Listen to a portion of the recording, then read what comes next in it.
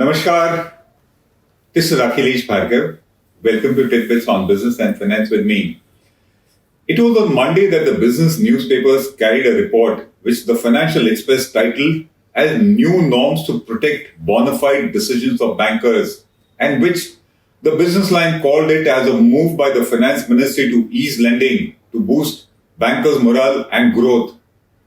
This move of the finance ministry comes at a time when there is a need to push credit growth in India's banking system by tackling the present fear among the bankers to take lending decisions. And that's because NPAs remain a politically volatile and sensitive issue in India, and bankers today want to be cautious rather than being caught in the crosshairs of an NPA. Bankers are often unwilling to take the most bona fide lending decisions, fearing that they will be hounded by the 4 C's, which is the SBI, CVC, CAG, and the courts in case a loan goes bad. The credit growth in India's banking system halted after the Reserve Bank removed the restructuring window under which massive amounts of bad and fraudulent loans were greened, and they were hidden by the bankers for years together, because of which India's NPAs shot up to beyond 10 lakh crores and above. This huge mountain of NPAs then triggered criminal action against all those who were found guilty of indulging in them, including bankers. A lot of bad loans had been knowingly given by corrupt and complicit bankers, triggering action against the erring and delinquent bankers, which then led to numerous arrests, including high-profile ones, such as the arrest of Usha Ananthasubramaniam, the MD CEO of Allahabad Bank in the Nirav Modi scam. The arrest then of Yogesh Agrawal, the chairman of the IDBI Bank in the Kingfisher case, and the arrest of S.K. Jain, the chairman and managing director of Syndicate Bank, for the crime of giving loans for bribes that he used to indulge in. The fact is that every lending involves a certain amount of commercial risk, and the most bona fide and well-thought lending decisions can also go bad.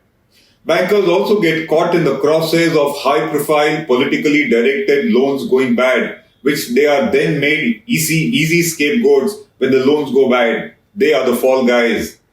With action being taken by investigation agencies against delinquent bankers for their lending crimes, the banking fraternity has certainly been a cautious, or rather a scared lot. They prefer to not lend than face the contingency of being punished for a bad decision, however bona fide it had been or however collective it was. And most of such cases involve loans up to 50 crore rupees, due to which the reluctance of bankers to lend has affected the MSME sector in India the most. They have not been willing to lend in these kind of loans, in particular up to 50 crore rupees. The fact that the bank credit growth rate in India remains below India's GDP growth is certainly a matter of serious concern. It should be either equal or more than the GDP growth rate. It has been below it. In order to kickstart lending by public sector banks, the Finance Ministry, in its latest notification that we spoke about, has asked public sector banks to issue broad guidelines on staff accountability for NPAs up to 50 crore rupees. Banks have been advised to revise their staff accountability policies based on these new guidelines. To give comfort and confidence to the bankers, the new guidelines will apply to loan accounts up to 50 crore rupees, which is where a big chunk of NPAs are.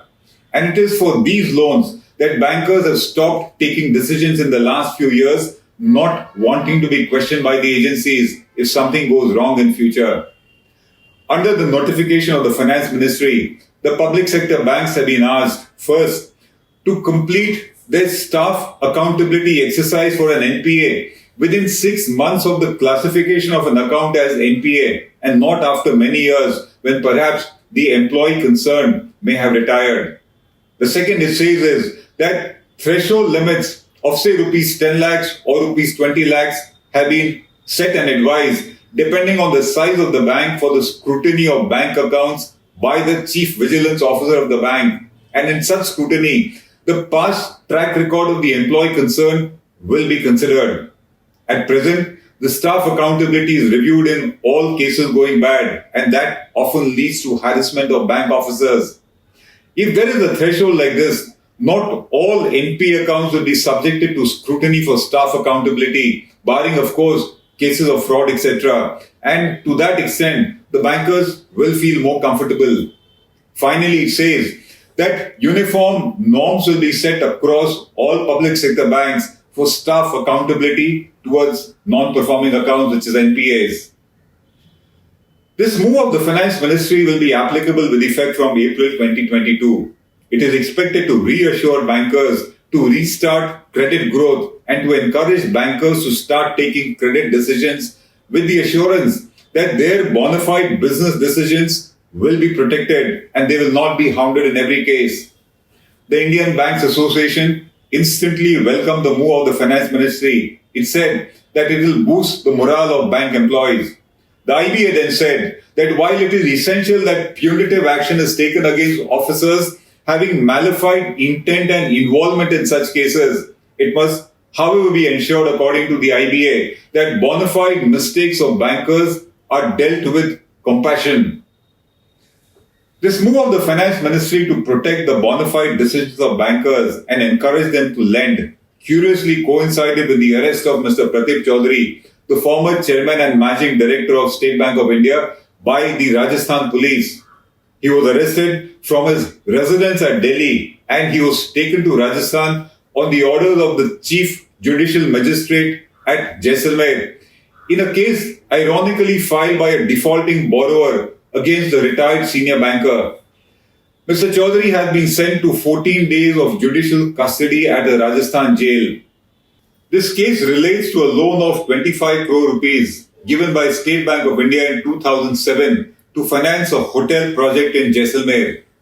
The project could not be completed within 3 years and its key promoter passed away in 2010.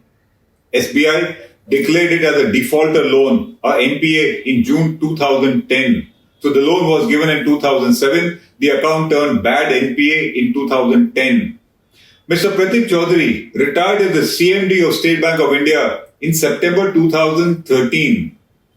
He joined the board of directors of a Delhi-based asset reconstruction company called Alchemist in 2014 and he was appointed as its chairman of the board of directors. After following due process in a fair and transparent manner, State Bank of India sold the loan account of the Jaisalmer hotel project, the NP account, to the ARC Alchemist in 2014. Alchemist took possession of the two hotels called Hotel Fort Rajwada and Gad Rajwada under the Surface Act under the Debt Recovery Tribunal Act. This account and the hotel project attached to it were referred to the NCLT and were acquired by an NBFC in 2017. This is the sequence. The key point is that Mr. Pratip Chaudhuri retired as the chairman and managing director of SBI in 2013.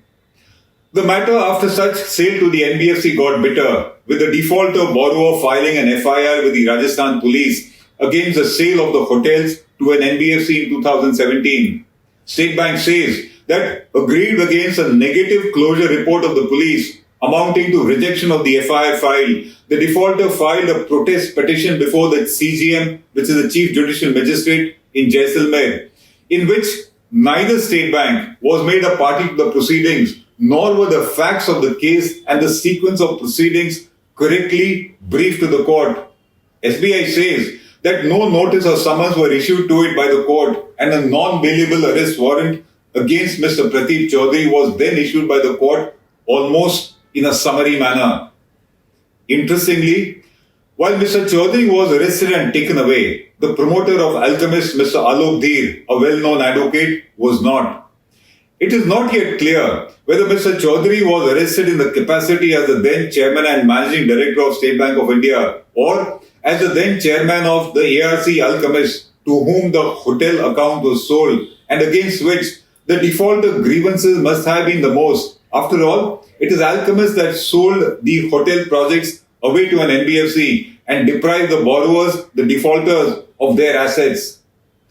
This arrest of a former chairman and managing director of State Bank in respect of a bank decision that was taken after his retirement certainly sends shockwaves in the banking industry.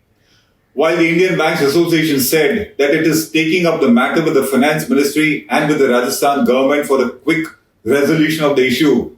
Alchemist, the ARC, on the other hand, said that the defaulter borrower is merely trying to frustrate the recovery process initiated by various agencies against it.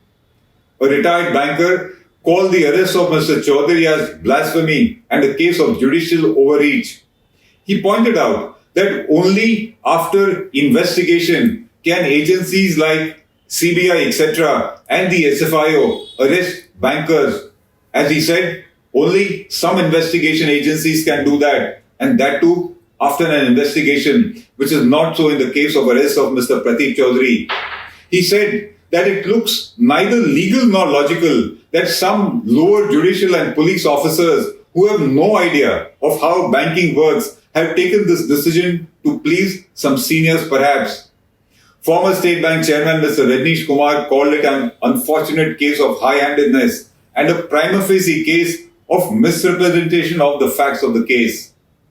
This arrest of Mr. Pratip Chaudhuri is a clear case of abuse of the judicial process, and that too by a defaulter, and it will undo what the finance ministry is trying to do, which is give confidence to the bankers, dispel the fear that they have, and encourage them to lend. It will certainly impact this effort of the government in a big way. The government can assure bank employees of the public sector banks not troubling bona fide bankers and their decisions, but it can give no such assurance on behalf of every court of India which has the potential to issue such kind of arrest orders. Such cases certainly send a chill down the spine of bankers by showing that they remain vulnerable despite assurances that come from the government. With this, the bankers will remain a reluctant lot. They will not be easy to be convinced to lend, and they will, of course, not be willing to even settle cases after an account turns bad. It will further complicate the recovery and settlement of big ticket NPA accounts in particular, which the government has been keen to close. While there can be no justification whatsoever for this arbitrary arrest of Mr. Pratip Chaudhuri, the fact, however, is that the blatant corruption and crime of a few bankers have brought immense infamy to the banking profession as a whole, such that a judge sitting in Jaisalmer is so easily led into believing that it is the banker who is delinquent and not the defaulter borrower who is the actual delinquent. It all has to do with the overall image, and Mr. Pratip Chaudhuri seems to be a victim of the prevailing image that it is bankers who have been responsible for the kind of frauds, for the kind of NPAs that have been committed in India's banking system. This is Akhilesh Bhargava signing off till we meet again. Namaskar.